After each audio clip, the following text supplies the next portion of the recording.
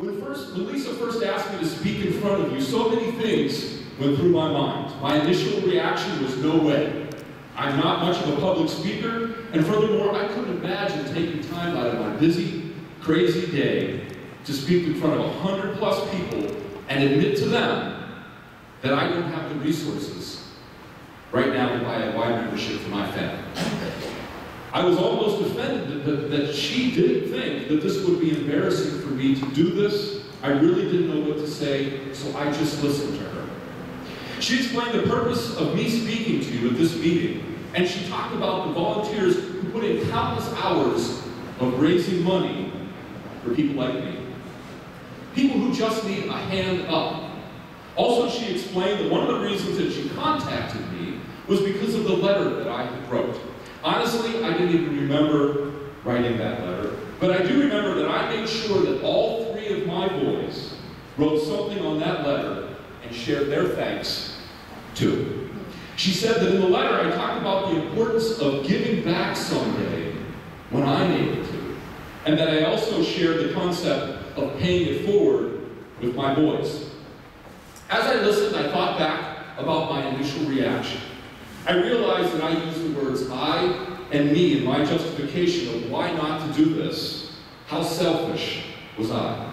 How can I say no to the very people that have given me and my family a hand up?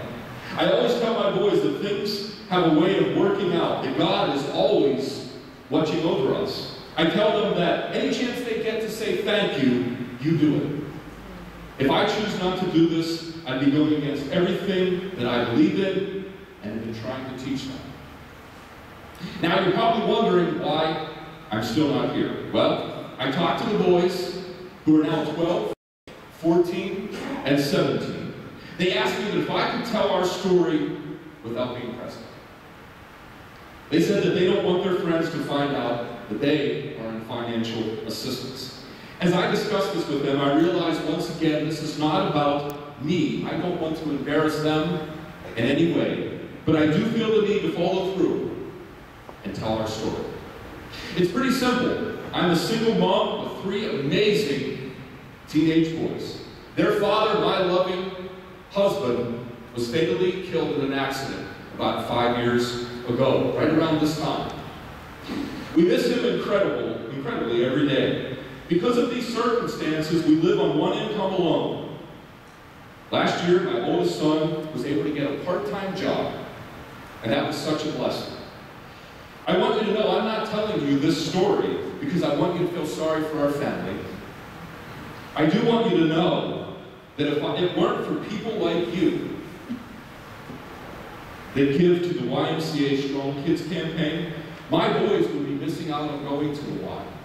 Here they're able to run, they're able to play ball, lift weights, hang out with their friends, and maybe just for a while, not feel the overwhelming pain in their hearts of the loss of their father. You have no idea what this means to me. It's priceless. My boys have spent so much time at the Y, I would not have it any other way. My boys are stronger people because of the YMCA. And my husband would be so proud of the strong men that they are becoming. This is our story. On behalf of my boys, myself, and my husband, thank you for sharing your gifts of time and more. The Y is truly a godsend that has made such a meaningful impact in our lives. Thanks again, she writes. You know, that last part, that godsend, I don't know about you, but I hear all the time. I work with youth, even around the dinner table. Where is God in some of these challenges and difficulties that we face, some of these tragedies? And a man gave me one time some real insight to that question. And he said, God did an amazing thing. He did a wonderful thing. He did an unbelievable thing. He sent you.